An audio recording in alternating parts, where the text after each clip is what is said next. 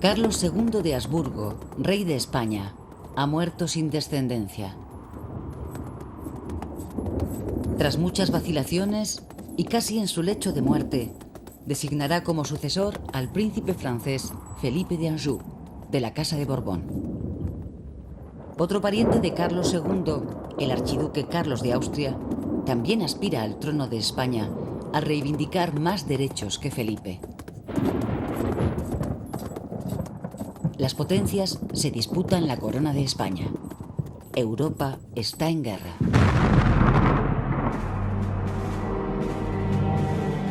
Del lado de Felipe V está la Francia de su abuelo Luis XIV. Del lado del archiduque Carlos, Inglaterra, Holanda, Portugal, los príncipes alemanes y, por supuesto, su hermano el emperador José I de Austria. Pero la guerra de sucesión no es solo europea, sino también civil. Los reinos de la antigua corona de Aragón, es decir, Aragón, Cataluña, Valencia y Mallorca, se han declarado partidarios del archiduque, que ha prometido respetar sus antiguos fueros y privilegios. El resto de España se manifiesta a favor de la nueva dinastía borbónica. Felipe V debe la corona tanto al testamento del anterior rey Carlos II como a las maniobras de su todopoderoso abuelo, el rey Luis XIV de Francia. El vínculo familiar, es decir, la pertenencia a la Casa de Borbón, atará al joven Felipe a los vaivenes políticos de su abuelo.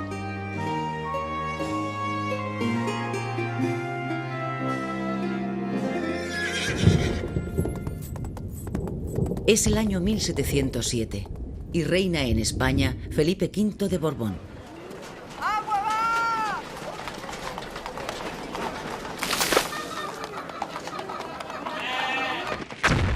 Después de años de combates, incursiones y retiradas, una gran batalla ha tenido lugar en las tierras albaceteñas de Almansa entre el ejército borbónico de Felipe V y las tropas del archiduque Carlos, un conglomerado de ingleses, portugueses, holandeses y protestantes franceses. ¡Paso al correo real!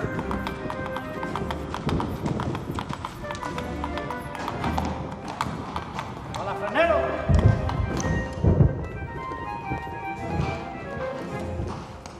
¡Paso al correo real!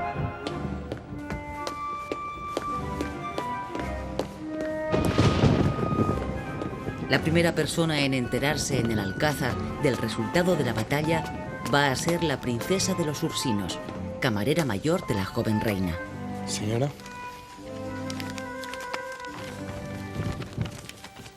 La Ursinos, de origen francés, viuda de un príncipe italiano de la estirpe de los Orsini, ha sido colocada junto a la reina por orden de Luis XIV, que así recibirá puntualmente las confidencias de la princesa.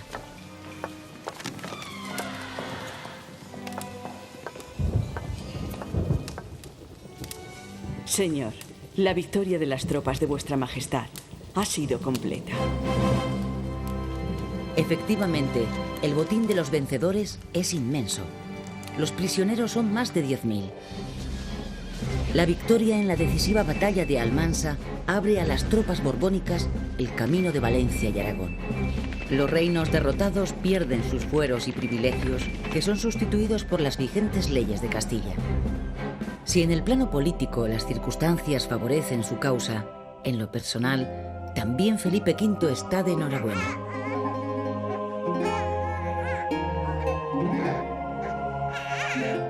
Su esposa, la reina María Luisa Gabriela, da a luz a un varón que recibe el nombre de Luis.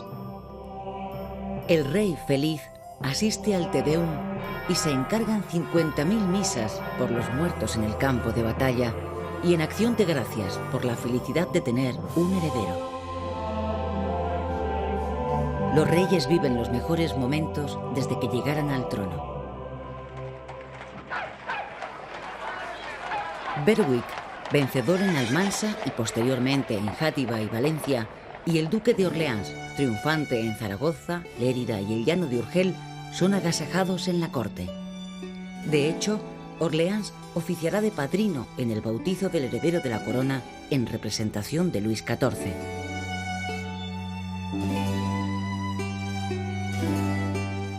Felipe V, que en los difíciles inicios de su reinado recibió el título de El Animoso por su determinación, puede sentirse satisfecho. Lleva 7 años en España, en la que entró como rey siendo casi un niño con solo 17 años de edad. Nacido en Francia, sin hablar el idioma castellano, con gustos muy diferentes, fue sin embargo bien recibido en la corte. Tras un Carlos II decrépito, la juventud y buena presencia del nuevo rey parecía presagiar una renovación muy necesaria. Es un joven culto, amante de la lectura y las bellas artes. Aunque atacado periódicamente de melancolía, quiere seguir los pasos de su abuelo Luis XIV y cambiar la monarquía descentralizada de los Austrias por un estado uniformista donde él, como rey, controle todos y cada uno de los resortes del poder. Ha estado varias veces a punto de perder el trono. Tuvo que abandonar Madrid en 2 ocasiones ante la presencia de tropas del archiduque y ha sufrido la humillación de que la isla de Menorca y el peñón de Gibraltar hayan pasado a manos inglesas.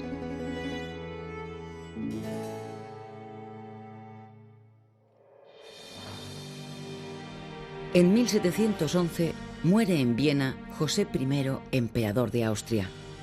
Su sucesor es precisamente el enemigo de Felipe, el archiduque Carlos, que reinará como Carlos VI de Austria.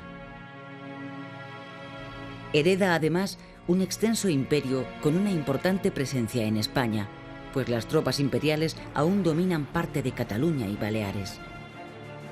De hecho, la esposa del archiduque, Isabel Cristina, permanece todavía como regente en Barcelona y pronto la abandonará, pues los intereses del nuevo emperador se han desplazado al centro de Europa e Italia. Mientras tanto, una Europa cansada de guerras está enviando emisarios a la ciudad holandesa de Utrecht con el propósito de poner las bases de una paz duradera. En los tratados de Utrecht de 1713 se constata el inicio de la preponderancia de Inglaterra y el ocaso de Francia. Una muestra.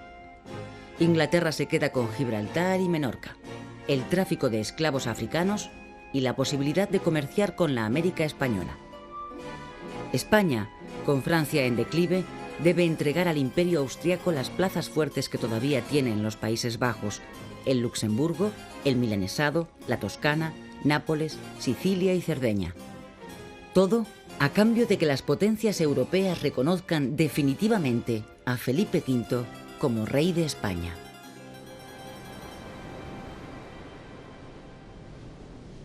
De resultas de este mercadeo, los pescadores del norte de España pueden tener acceso a las pesquerías de Terranova. Todo un símbolo del declive del otrora poderoso imperio español.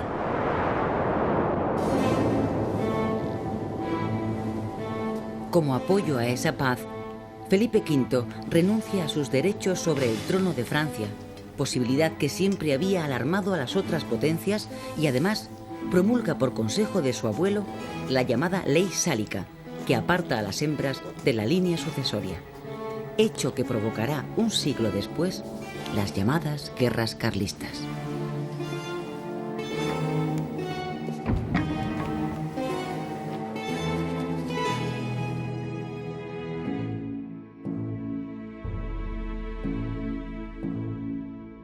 Carlos VI de Austria, el antes archiduque Carlos, centrado en los problemas de su imperio, toma la decisión de retirarse de Cataluña y Baleares. El 10 de julio de 1713, el generalísimo Starhemberg y sus tropas imperiales abandonan Barcelona, un día después de que los consellers del Consejo de Ciento, asamblea de notables que gobiernan la ciudad, declarara la guerra a Felipe V. La suerte está echada. Las tropas borbónicas del duque de Berwick entran en Barcelona el 11 de septiembre pese a la heroica defensa de sus ciudadanos.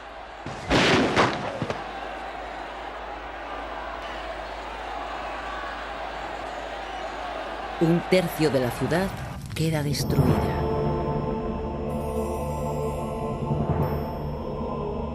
En recuerdo de esta jornada, se instituyó la actual conmemoración de la Diada en Cataluña.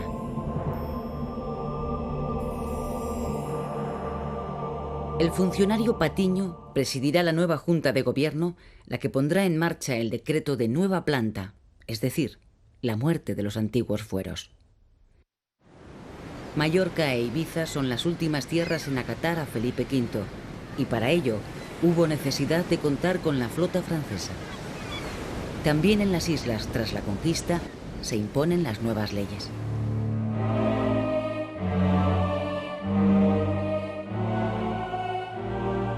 Tras la caída de Barcelona, Felipe V ordena la desaparición de la Generalitat, el histórico gobierno de Cataluña, así como del barcelonés Consejo de Ciento.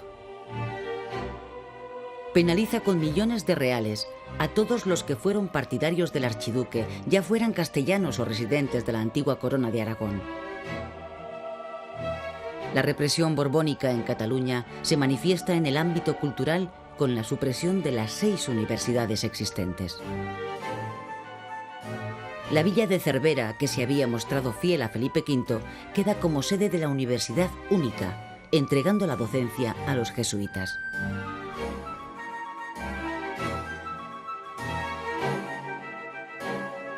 En cambio, la aplicación del decreto de nueva planta en Cataluña no anula el derecho penal ni el civil y permanecen intocados los gremios, los colegios notariales y el consulado del mar.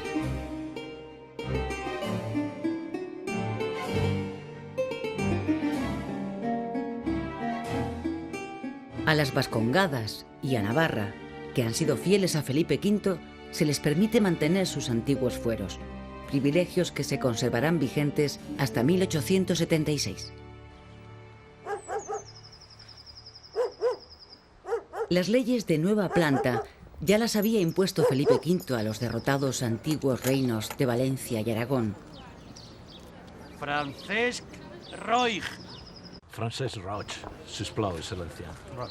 Los decretos de nueva planta borbónica tratan de hacer de España una sola monarquía en la que todos los súbditos queden sujetos a unas mismas leyes y a una sola administración centralizada en la que el castellano queda como única lengua oficial en los asuntos legales. Jordi Dalmau. Jordi. En orden a conseguir la modernización del Estado, se intenta acabar con la vieja administración de la monarquía de los Austrias y se implanta una reforma fiscal que adquiere en Cataluña su más decidido exponente, el catastro. Adeu. Josep Fontcuberta. Josep. Se graban las propiedades de los hacendados y del clero hasta conseguir un saneamiento de la siempre quebrantada Real Hacienda, así como una mejor distribución de las cargas sociales. Siguiendo el ejemplo de Castilla, son los intendentes los encargados de cobrar los impuestos. El control del monarca alcanza a los municipios, a cuya cabeza se colocan a los corregidores de nombramiento real. Pere Pujol. Pere Pujol. Pere Pujol.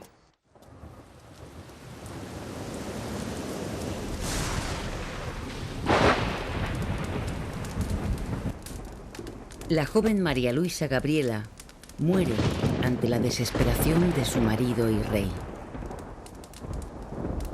El dolor de la corte y del pueblo es en esta ocasión sentido y sincero. Ha sido una reina prudente y con valor en los difíciles momentos por los que ha pasado el inicio del reinado del primer Borbón. Deja 2 hijos para la continuidad de la corona, Luis y Fernando, pues otros 2 murieron prematuramente. El rey sufre una de sus crisis depresivas y es la princesa de los Ursinos, la dama de confianza de la reina, la que hace y deshace en el Alcázar.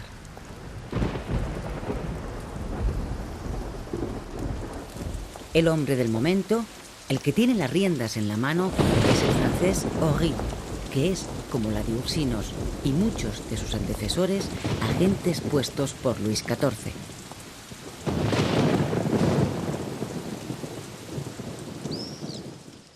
De acuerdo con la de Ursinos, Ory acelera el proceso de centralización y racionalización de la administración que habían comenzado sus predecesores y crea la figura del Intendente General de Finanzas y 4 secretarías, antecedentes claros de los actuales ministerios, lo que supone una positiva novedad respecto a la manera de gobernar de los anteriores monarcas. Los grandes títulos y la alta nobleza comienzan a desaparecer de los puestos administrativos de poder y una generación de tecnócratas procedentes de la magistratura y la universidad toman el relevo.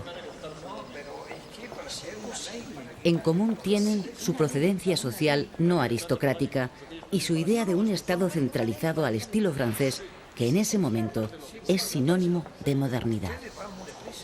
En esa línea surgirán personajes de la talla de los hermanos Patiño, Ensenada, el economista Ustariz, Melchor de Macanaz y otros, dispuestos a configurar el nuevo Estado que nace con la llegada del primer Borbón. Otro de los fines de la política absolutista que impone Felipe V a la manera de su abuelo Luis XIV es la voluntad de disminuir el poder de la Iglesia católica. Se pretende que la Inquisición pierda prerrogativas y se someta al poder de la jurisdicción ordinaria. Macanaz, como fiscal del Consejo de Castilla, será el ariete que use Felipe V para intentar que el Santo Oficio se avenga a la autoridad real. El pulso le cuesta a Macanaz el exilio, pero su obra será el primer paso para poner en práctica la política regalista de los reyes de la Casa de Borbón, es decir, el intento de sujetar la autoridad de la Iglesia al poder del Estado y así mantener los privilegios que la corona ha conseguido de los papas en el transcurso de los años. En la corte, la larga influencia francesa va a dejar paso a la italiana gracias a los manejos del abate Julio Alberoni, embajador del Ducado de Parma en Madrid. Poco a poco hace amistad con la de Ursinos, a la que convence de que la novia ideal para el rey viudo es Isabel de Farnesio, hija de los grandes duques de Parma. El rey, necesitado de alicientes, accede. La elegida Isabel de Farnesio se casa por poderes en su Parma natal y en el mes de diciembre de 1715 entra en España por Bayona, donde la recibe Alberoni. En Jadraque la espera la princesa de los Ursinos que, por un comentario fuera de tono acerca de la manera de vestir de Isabel, perderá la confianza de la nueva reina y será expulsada de la corte. Felipe V, que la espera en Guadalajara, acepta el golpe de autoridad de la que va a ser su nueva esposa. En dicha ciudad, en el Palacio del Infantado, se ratifica la real boda. La elección de la princesa italiana ha sido un acierto. El rey no se despega de Isabel, a la que se siente muy unido en la intimidad de la alcoba y en la mutua y diaria afición a la caza.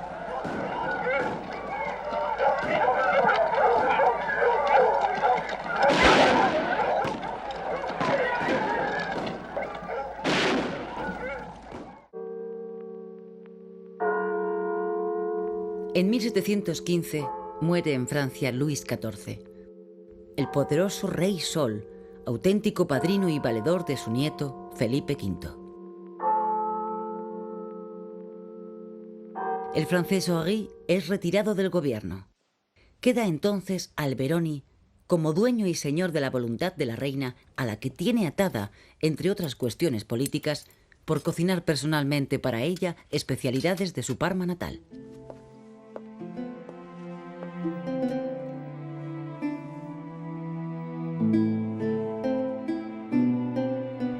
Con el nacimiento del que será futuro rey Carlos III, primer hijo de la Farnesio, tercero en la línea sucesoria, comienza una actividad política exterior por parte de la camarilla de la reina, alarmada por el deterioro físico de Felipe V y deseosa de recuperar los antiguos territorios españoles en Italia. En efecto, Isabel teme ser, como la mujer del hechizado rey Carlos II, una reina viuda olvidada, ninguneada.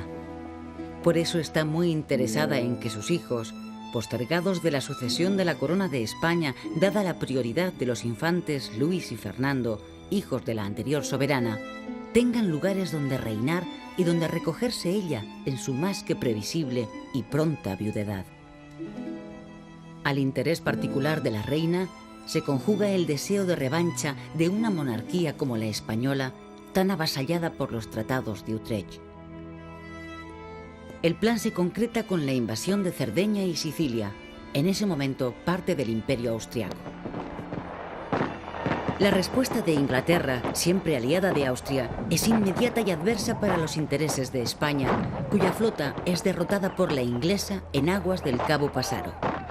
Y es que durante la primera mitad del siglo, Inglaterra no perderá la ocasión para acabar con el renovado poderío naval español.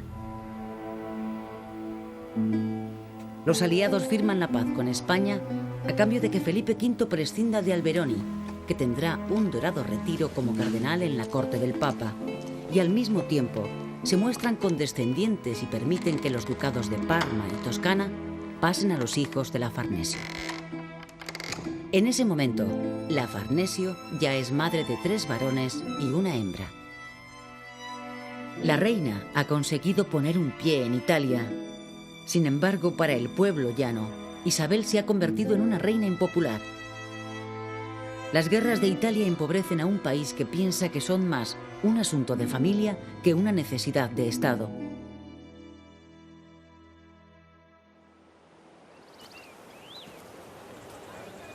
Felipe V ha cumplido 40 años, pero parece un viejo achacoso. Apenas puede articular palabra. Sus habituales periodos depresivos han llegado a un nivel alarmante. Nunca le ha gustado el Escorial y por eso ha mandado construir cerca de Segovia, en la granja de San Ildefonso, un palacio y unos jardines al gusto francés, a la manera de un pequeño Versalles. Es el único lugar donde se encuentra a gusto y cada vez tiene más presente la idea de abdicar en su hijo Luis y dedicarse a la oración y la salvación de su alma, pues los escrúpulos religiosos le abruman. Algunos sospechan que esta maniobra encubre una renovada aspiración a la sucesión del trono francés por parte de Felipe V. En cualquier caso, el rey impone su voluntad a su mujer y a sus ministros. Es el año 1724 cuando, ante la sorpresa de las cortes europeas, el rey de España renuncia a la corona en favor de su hijo Luis. Buscarle esposa al joven rey se convierte en el más urgente asunto de Estado. La elegida es Luisa Isabel de Orleans, hija del regente de Francia, y la boda tiene lugar en la villa de Lerma.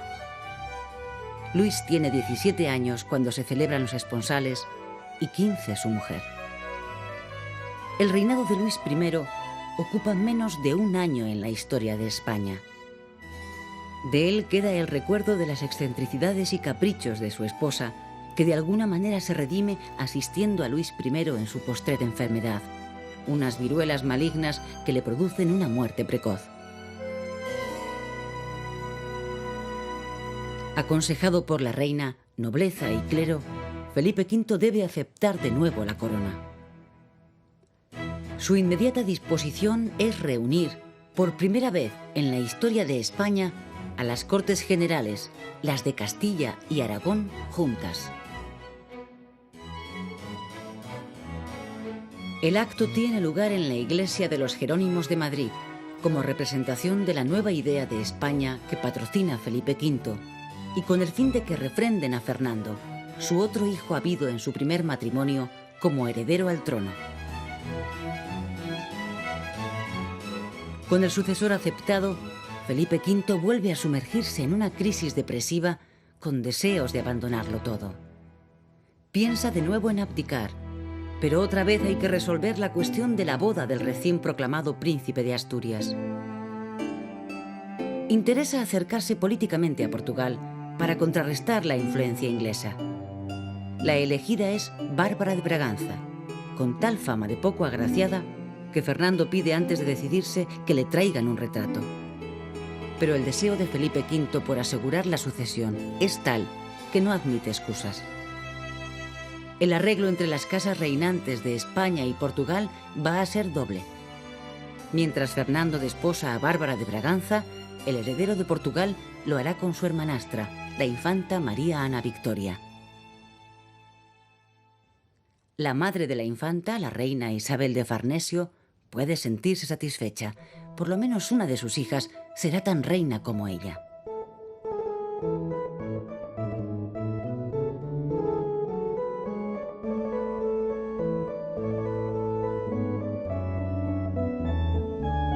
La corte se pone en marcha hacia Badajoz, donde en su catedral tendrán lugar los esponsales del heredero.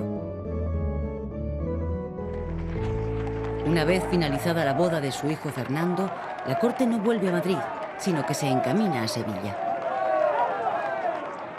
José Patiño y Rosales, que es entonces primer ministro, no quiere al achacoso Felipe V en Madrid, donde paraliza el ritmo de los asuntos de gobierno.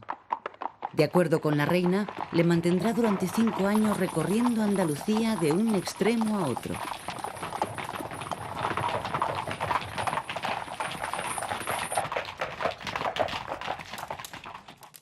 José Patiño era en ese momento el hombre con más poder del Estado.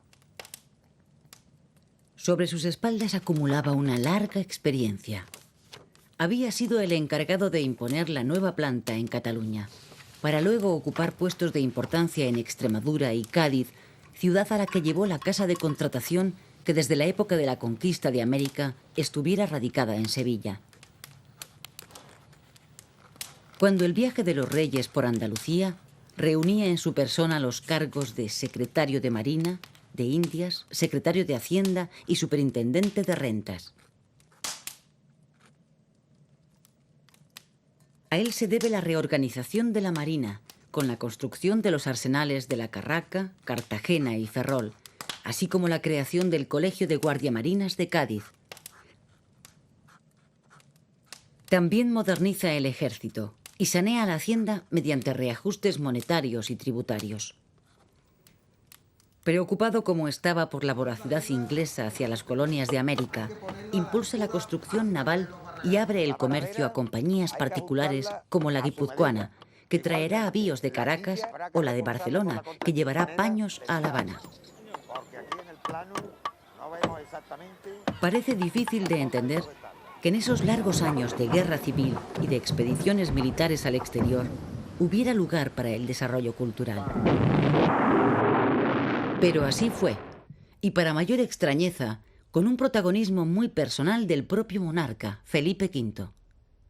En 1711 había fundado la Real Librería, primera biblioteca pública del Estado con la cesión de 6.000 volúmenes de su propiedad. Abierta solamente a hombres, incluye un gabinete de libros prohibidos. 2 años después, y debido al influjo de tertulias aristocráticas, se crea la Real Academia Española, antecedente de la actual de la lengua, con el objetivo de publicar un diccionario útil para la conservación de la lengua castellana. Querido Mayans, ¿cómo estáis? Hombre, amigo Patiño, precisamente tengo aquí para usted El bibliotecario real, el valenciano de Oliva, Gregorio Mayans y Ciscar, edita la primera biografía de Cervantes y con sus diversos estudios se convierte en una de las grandes figuras de la nueva ciencia lingüística. Otro de los autores importantes de la época es el benedictino Fray Benito Feijóo. En los escritos de Feijóo aparece una nueva manera de entender el patriotismo español, alejándose del casticismo tradicional de siglos pasados, a la vez que se ponen reticencias al mero seguidismo de la cultura francesa. En esa misma línea estaría José Campillo, sucesor de Patiño al frente del ministerio y autor del libro Lo que hay de más y menos en España, que resume muy bien la nueva manera de entender España como una nación que intenta encontrar el sitio que le corresponde en la Europa del siglo XVIII.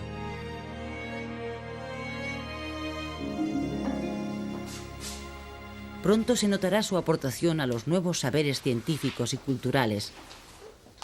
Un ejemplo es la barcelonesa Academia de las Buenas Letras. En Sevilla, el propio rey apoya la nueva Sociedad de Medicina. En Cádiz se construyen el Colegio de Cirugía y un espléndido observatorio.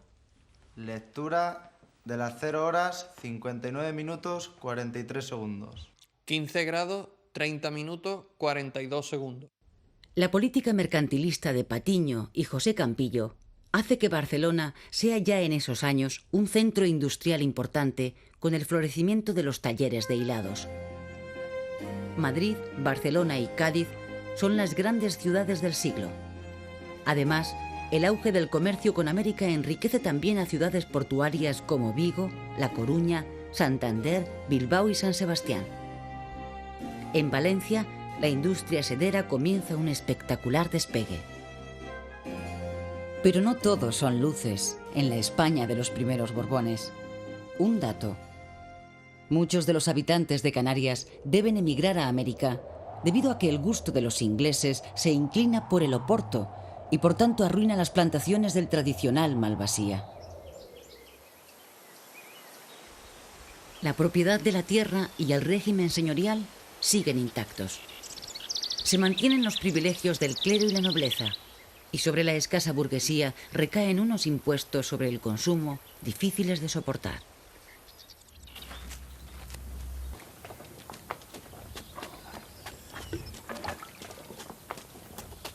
Esta situación se vio agravada por las terribles hambrunas de principios del siglo XVIII.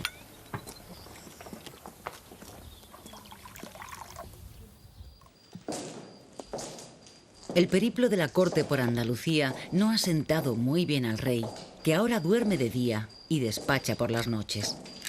Isabel de Farnesio aprovecha una ligera mejoría en la enfermedad de su esposo y ordena que la corte regrese a Madrid. Mientras tanto, ha estallado en Polonia una guerra por la sucesión en el trono y Francia vuelve a estar interesada en contar con España de aliada como en los tiempos de Luis XIV. Así se llega al llamado Pacto de Familia entre los dos Borbones, Felipe V de España y Luis XV de Francia. Por enfrentarse al Imperio austriaco, España recibirá el apoyo francés para la recuperación de Gibraltar, que se resuelve con un nuevo fracaso, y para reconquistar las antiguas posesiones españolas de Nápoles y Sicilia. El infante Carlos, ya duque de Parma y Toscana, el que llegará a ser Carlos III de España, es el héroe de la contienda. Es el año 1735 y Carlos de Borbón y Farnesio es coronado rey de Nápoles y Sicilia. Su madre Isabel de Farnesio vive posiblemente sus más felices días desde que es reina y madre. En cambio, Felipe V vuelve a estar como en los peores días de su estancia en Sevilla. Sigue haciendo vida nocturna, lo que fuerza a sus ministros a despachar con él hasta altas horas de la madrugada.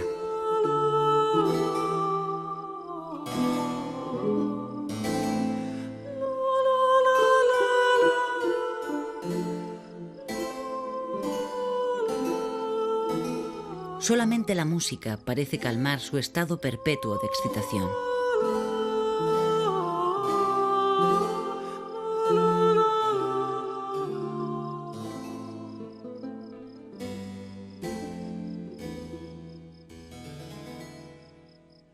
Por mediación de Isabel de Farnesio, llega a la corte el napolitano Carlo Broschi, conocido como Farinelli, el castrado.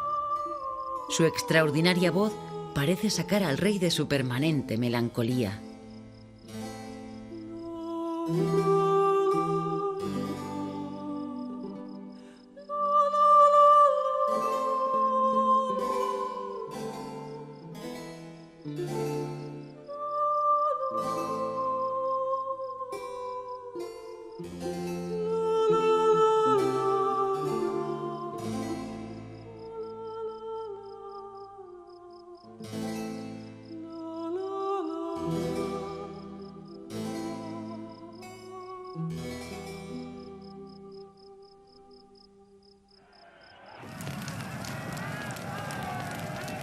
Un incendio fortuito destruye el viejo alcázar de los Austrias, oportunidad que aprovecha Felipe V para encargar sobre el mismo solar otro más al gusto francés, más en la línea del Palacio de Versalles. Del nuevo palacio se encargará el arquitecto Yubara y tras su muerte Sacchetti. Ambos llevan a cabo el proyecto que mezcla el gusto entre italiano y francés de los reyes. Dicho palacio es el que ha llegado hasta nosotros como Palacio Real. Resultado de esta colosal obra y con destino a la decoración de sus estancias, se solicitará el concurso de las reales fábricas de tapices cuyas manufacturas alcanzaron merecida fama. La cristalería que ennoblecerá las reales mesas va a proceder de la muy experimentada Real Fábrica de Vidrios de la Granja. Lo cierto es que el apoyo de Felipe e Isabel a las bellas artes es innegable y se plasma en la fundación de una academia que velará por sus diferentes disciplinas en el año 1744.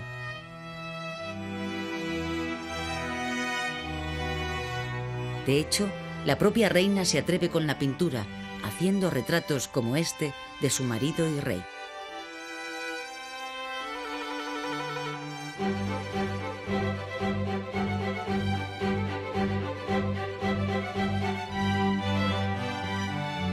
Aunque la arquitectura palaciega, en general, está en manos de italianos, no quiere decir que no haya un grupo de arquitectos españoles del más alto nivel.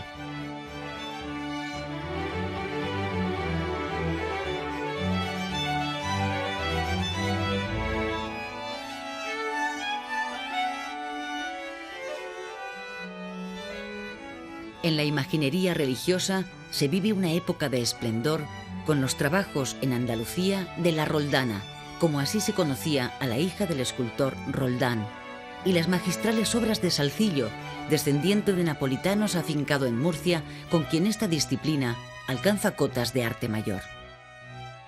En cambio, en la escultura palaciega y la pintura de corte, el gusto francés se impone desde el principio. Huas como paisajista y Rank y posteriormente Van Loo como pintores de cámara.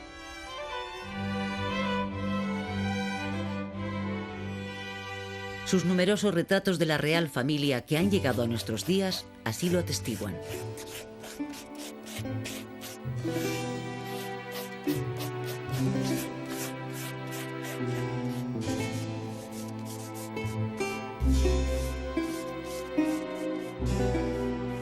En este último retrato de familia que pinta Van Loo 3 años antes de la muerte del rey, se ve a un sosegado Felipe V, lejos de aquel animoso joven que llegara a España 45 años antes.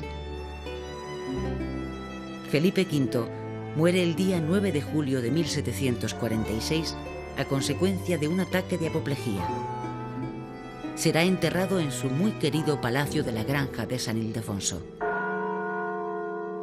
Su reinado ha sido el más largo de la historia de España.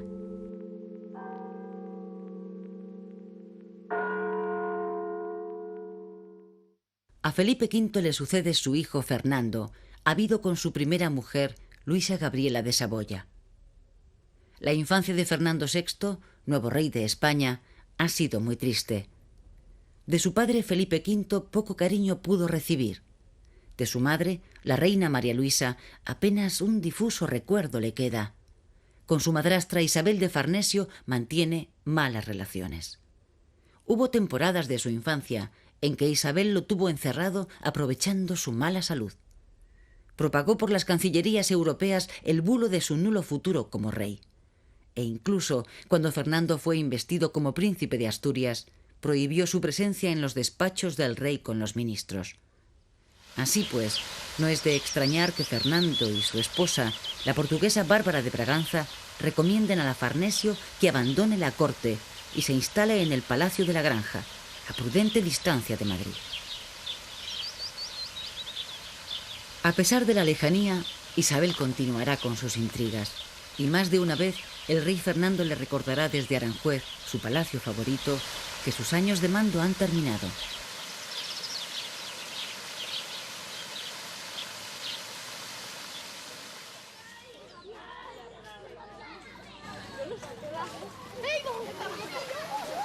Con Fernando VI se inicia un periodo de paz hasta entonces desconocido en el siglo. Su lema va a ser paz con todos, guerra con nadie, y bien que se ocupará de que sus ministros cumplan sus órdenes. En busca de una neutralidad que le equidiste de las rencillas entre Francia e Inglaterra, se adhiere al Tratado de Paz de Aquisgrán, que respeta el pacto de familia con Francia, pero que encuentra en Inglaterra un no rotundo a la devolución de Gibraltar y Menorca.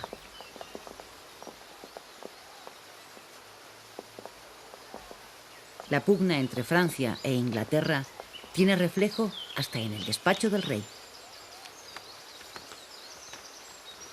Los dos hombres de estado del momento son José de Carvajal y Lancaster y el marqués de la Ensenada. Carvajal, que preside la Junta de Moneda y Comercio, es un verdadero animador del fomento de la riqueza del reino y partidario de la alianza con Inglaterra.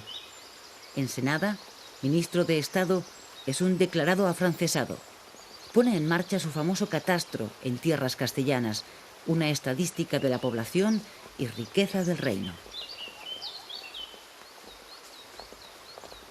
Fernando busca en el contrapeso de sus dos ministros la política de neutralidad que persigue. Esta política de neutralidad favorece el desarrollo de la América española, que también recibe el impulso reformista borbónico. Para la mejor defensa de su área económica por excelencia, el Mar Caribe, se apuesta por la creación de un nuevo virreinato, el de Nueva Granada, con capital en Bogotá y con un puerto clave, Cartagena de Indias.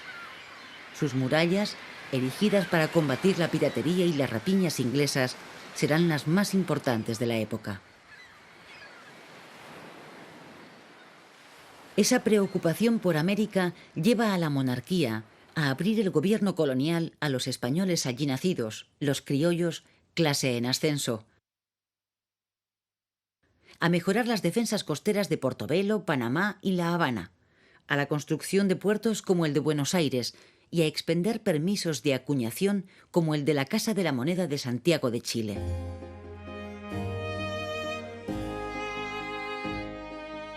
En el aspecto negativo, la agobiante presión impositiva y el apartamiento social de mestizos e indios dan como resultado revueltas que empiezan a tener un tinte antiespañol, azuzadas por Inglaterra, país deseoso de monopolizar el comercio con América. América es también un campo de acción y experimentación para las nuevas ciencias que animan los reyes ilustrados europeos, sobre todo la geografía y la botánica. Ulloa y Jorge Juan, dos marinos españoles, participan en la expedición del francés La Condamine al Ecuador para medir 1 grado del meridiano terrestre. Fruto de este interés es la construcción en Madrid del Gabinete de Historia Natural o Jardín Botánico, que tiene en el naturalista José Kerr su mayor animador. Estos años de paz permiten a los reyes acrecentar su apoyo a las bellas artes y ocuparse del embellecimiento de los diferentes reales sitios. El interés de sus majestades se decanta por el Real Sitio de Aranjuez, que durante largas temporadas es el auténtico corazón de la corte. Figura principal de la vida cortesana es el famoso Farinelli, quien se convierte en el maestro de ceremonias de las fiestas de palacio. Y es que el nivel musical de la corte española es de los más elevados de Europa.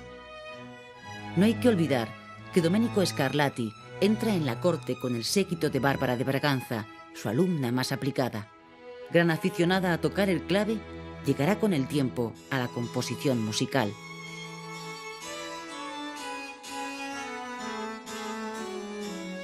Pero la obra arquitectónica que por siempre se asocia a Fernando VI y a su esposa es el convento e iglesia de las Salesas de Madrid. La idea de su construcción nace en el ánimo asustado de Bárbara de Braganza al contemplar las crisis hipocondríacas de su marido. Bárbara, ante el miedo a una posible viudedad controlada por la Farnesio, responde con una acumulación de joyas, dinero y títulos que causa asombro cuando se airea tras su defunción. Y como posible morada para esos malos tiempos, manda construir el monasterio de las Salesas Reales, actual sede del Tribunal Supremo. En la basílica, al gusto del barroco portugués, se cuida de preparar la tumba para los restos de la real pareja, ya que al no ser madre de rey, no tenía derecho a ser enterrada en la cripta de El Escorial.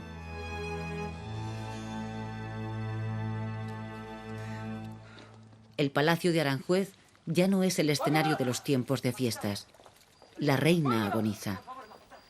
El rey anda sin rumbo por los patios y jardines y pregunta sobre el estado de su esposa hasta a los soldados de guardia. Majestad, mucho señor. ¿Cómo está la reina?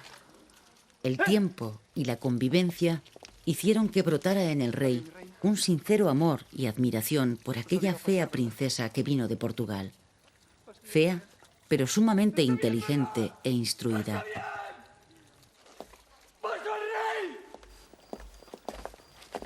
Quizá el hecho de no tener descendencia unió entrañablemente a los soberanos. En el decir de todos, fue una buena reina. La muerte de Bárbara en el año 1758 desequilibra al rey, que no quiere pisar ningún palacio donde ella habitara. Se recluye en el castillo de Villaviciosa de Odón, próximo a Madrid, donde paulatinamente entra en una situación de demencia.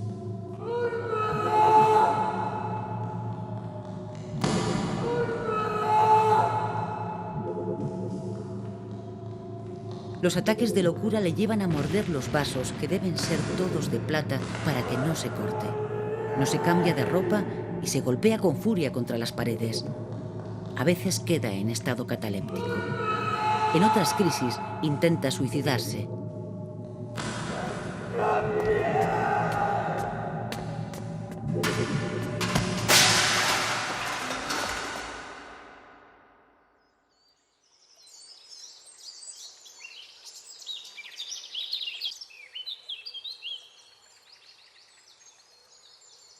Puntual y personalmente, Isabel mantiene informado a su hijo Carlos, rey de Nápoles, del trágico estado del rey que no tarda en fallecer. Es el 10 de agosto de 1759. En un momento de lucidez, Fernando VI hizo testamento, nombrando heredero universal a su hermanastro Carlos, rey de Nápoles. Mientras éste no llegue, la gobernación del país deberá recaer en las manos de la reina madre, Isabel de Farnesio. La nueva reina gobernadora Isabel de Farnesio, a sus 66 años, ha cumplido con creces sus más anhelados sueños. Su hijo Carlos ya es oficialmente rey de España y por lo tanto la corona de Nápoles pasará a su nieto mayor. Su hijo segundo, el infante don Felipe, es rey de Parma. Su hija mayor, Mariana Victoria, reina en Lisboa, y la menor, María Antonia, en Turín, como reina de Cerdeña que es. Y si su hija María Teresa viviera, sería por entonces reina de Francia. Un balance que sitúa a la Farnesio como nexo de unión de todos los reinos católicos del sur de Europa.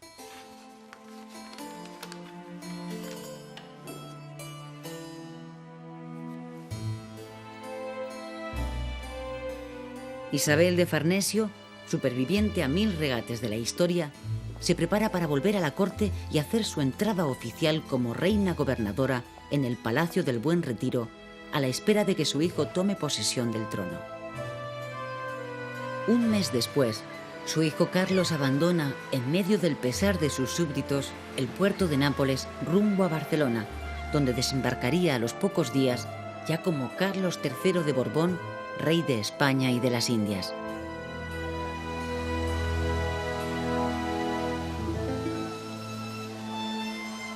La dinastía de los Borbones no tuvo una entrada fácil en la historia de España. Los costes de una guerra larga de 14 años planearon permanentemente sobre el primer Borbón, Felipe V. La sociedad española con la que se encontró no era fácilmente gobernable, sobre todo por las diferentes posiciones políticas de la Corona de Castilla y de la Corona de Aragón. La política de Felipe V y de Fernando VI estuvo siempre por encima de las cualidades personales de los propios reyes. Contó mucho el papel de las reinas, pero sobre todo un equipo de gobernantes eficaces con sentido de Estado que supieron ejercer con conciencia profesional y nacional sus tareas administrativas.